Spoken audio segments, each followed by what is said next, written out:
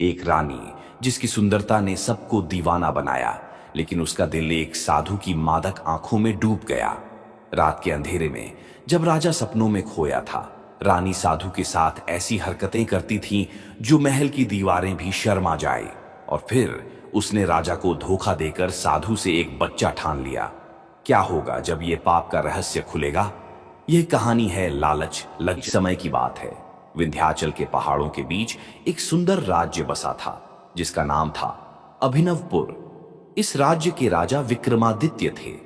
विक्रमादित्य अपनी बुद्धिमत्ता और पराक्रम के लिए विख्यात थे। वे न्यायप्रिय और प्रजा के प्रिय थे। उनकी पत्नी रानी सौम्या अपनी सुंदरता और सौम्य स्वभाव के लिए पूरे राज्य में जानी जाती थी। रानी सौम्या राजा की एकमात्र पत्नी थी और राजा उनसे अत्यधिक प्रेम करते थे। राजमहल का जीवन भव्य था, परंतु रानी सौम्या का मन अक्सर एकाकी और उदास रहता था। राजा अपने राजकाज में व्यस्त रहते, जिसके कारण रानी को अकेलेपन का सामना करना पड़ता था। रानी अक्सर महल के बाहर बने फूलों और फलों के बाग में भ्रमण करने जाया करती थीं। उसी बाग में एक साधु का आश्रम था जिसका नाम था स्वामी जागन्नाथ। स्वामी जागन्नाथ के ज्ञान और मंत्रों की चर्चा दूर दूर तक फैली थी। जब रानी सौम्या पहली बार आश्रम गईं, तो साधु ने उनका भव्य स्वागत किया और उनसे गहन चर्चा की। साधु की वाणी में ऐसा आकर्षण था कि रानी मंत्रमुग्ध हो गईं। इसके बाद रानी ने बहाने बनाकर राजमहल से आश्रम जाना शुरू कर दिया। साधु ने उन्हें ध्यान, योग और शास्त्रों का ज्ञान देना शुरू किया, परंतु धीरे धीरे यह रिश्ता शारीरिक आकर्षण में बदलने लगा। साधु की रहस्यमयी आंखें और रानी की एकाकी आत्मा के बीच एक ऐसी डोर बंध गई जिसे छिपाना कठिन था। रानी ने इस रिश्ते को गुप्त रखने के लिए अत्यंत सावधानी बरती। वे साधु से तब मिलती थीं जब राजा दरबार में व्यस्त होते। कभी कभी रात के अंधेरे में भी रानी चुपके से महल छोड़कर आश्रम जाती थीं। रानी ने राजा के प्रति अपना व्यवहार ऐसा रखा कि उन्हें कभी भनक भी नहीं लगी। वे राजा का पूरा ध्यान रखती, मधुर बातें करती और उनके हर आदेश का पालन करती। राजा को विश्वास था कि रानी उनसे असीम प्रेम करती हैं। सौम्या और जागन्नाथ का प्रेम गहराता गया। साधु का व्यक्तित्व इतना आकर्षक था कि रानी उसमें पूरी तरह डूब चुकी थीं। फूलों और फलों का वह बाग अब रानी के लिए एक ऐसा स्थान बन गया था जहां वे अपनी सभी चिंताओं और महल के नियमों को भूल जाती थीं। रानी ने महल के सेवकों को अपनी चतुराई से वश में कर लिया था। जब भी वे आश्रम जाने का मन बनाती, महल में किसी उत्सव या पूजा का आयोजन करवाकर सेवकों और मंत्रियों को व्यस्त कर देती और स्वयं साधु से मिलने चुपके से निकल जाती। रानी का महल छोड़ने का समय इतना योजनाबद्ध था कि राजा विक्रमादित्य को कभी कोई संदेह नहीं हुआ। जब रानी दिन में राजा के साथ उनके शयन कक्ष में समय बिताती, तो अपनी मुस्कान और प्रेम भरे शब्दों से उन्हें पूर्ण संतुष्ट करती। राजा को यकीन था कि रानी उनके प्रति पूर्णतः समर्पित हैं।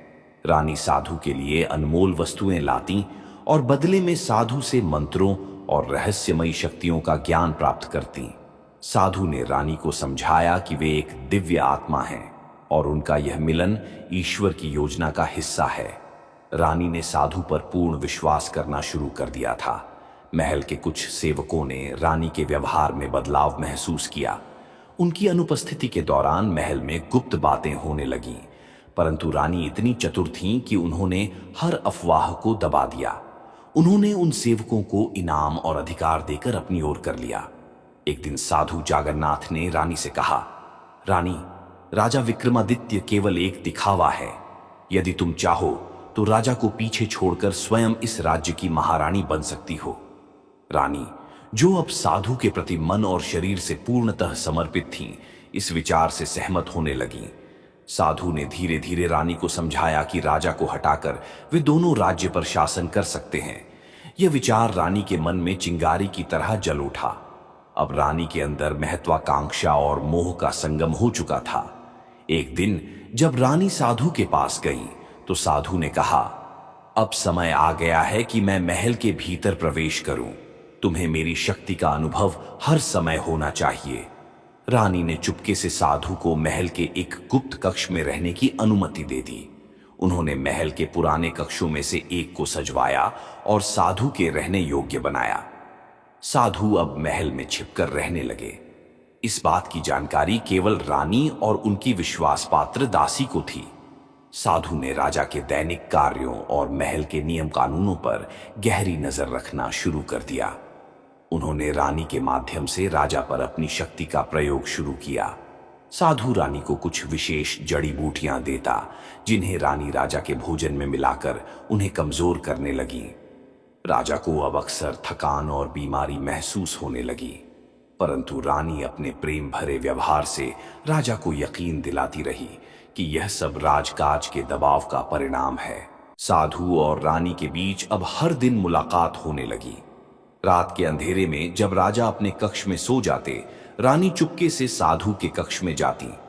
वहां वे गुप्त योजनाएं बनाते और उनके संबंध और गहरे होते जाते। साधु ने रानी को वचन दिया कि वह उन्हें ऐसी शक्तियां देंगे जिनसे वे पूरे राज्य की सबसे शक्तिशाली महिला बन जाएंगी। रानी इस सपने में पूरी तरह फंस चुकी थीं। महल के कुछ वफादार मंत्रियों और सैनिकों ने राजा की बिगड़ती स्थिति और रानी के अजीब व्यवहार को लेकर चिंता जतानी शुरू की। उन्होंने राजा को सतर्क करने की कोशिश की, परंतु रानी ने अपनी चतुराई से इन सभी प्रयासों को विफल कर दिया। एक दिन दरबार की बैठक में रानी ने प्रस्ताव रखा कि राजा को अपने स्वास्थ्य के कारण कुछ समय के लिए राजकाज से दूर रहना चाहिए। रानी ने स्वयं राजकाज संभालने का सुझाव दिया। राजा, जो अब पूरी तरह कमजोर हो चुके थे, और दरबार इस बात से सहमत हो गया। रानी, जो अब साधु के जाल में पूरी तरह फंस चुकी थीं, साधु की योजना के लिए तैयार हो गई। साधु ने गुप्त योजना बनाई कि राजा को पूरी तरह खत्म करने के लिए एक विशेष तंत्र मंत्र का पालन करना होगा, जिससे राजा की आत्मा रानी और साधु के अधीन आ जाएगी। यह तंत्र रानी को राजकाज की पूर्ण शक्ति दे देगा। रानी, जो अब साधु के विश्वास में थी, इस तंत्र को शुरू करने के लिए तैयार हो गई। परंतु राजा विक्रमादित्य के बारे में एक सत्य सामने आया जो सभी को चौंका देने वाला था। राजा ने अपने विश्वास पात्र मंत्री महेश्वर से कहा, महेश्वर, मेरे जीवन की अब कोई आशा नहीं बची, परंतु मैं चाहता हूं कि यह साजिश तुम्हारे सामने पूरी तरह उजागर हो। इसके लिए जो भी कदम उठाना पड़े वह उठाओ। राजा ने अपनी अंतिम शक्ति से महेश्वर को आदेश दिया कि साधु और रानी की साजिश को उजागर करने के लिए पूरी तरह तैयार हो जाए। महेश्वर ने साधु के जाल को तोड़ने की ठानी। एक दिन साधु ने रानी से कहा, तुम्हारी शक्ति को अब और बढ़ाने का समय आ गया है। तुम्हारा जीवन अब केवल मेरा है। हमारे बीच एक और संबंध बनना चाहिए। रानी, जो साधु की बातों और शक्तियों में पूरी तरह डूब चुकी थीं, उनकी बात मान गई। साधु ने कहा, तुम्हारा गर्भवती होना हमारी योजना का हिस्सा है, ताकि हमारा रिश्ता और पवित्र हो और तुम राजा की शक्ति से भी ऊपर उठ सको। साधु ने अपनी तंत्र मंत्र शक्तियों का उपयोग करके रानी को गर्भवती कर दिया, जिससे उनका संबंध और गहरा हो गया। रानी को यकीन था कि साधु का बच्चा न केवल दिव्य होगा, बल्कि वह राजा विक्रमादित्य से भी अधिक शक्तिशाली होगा।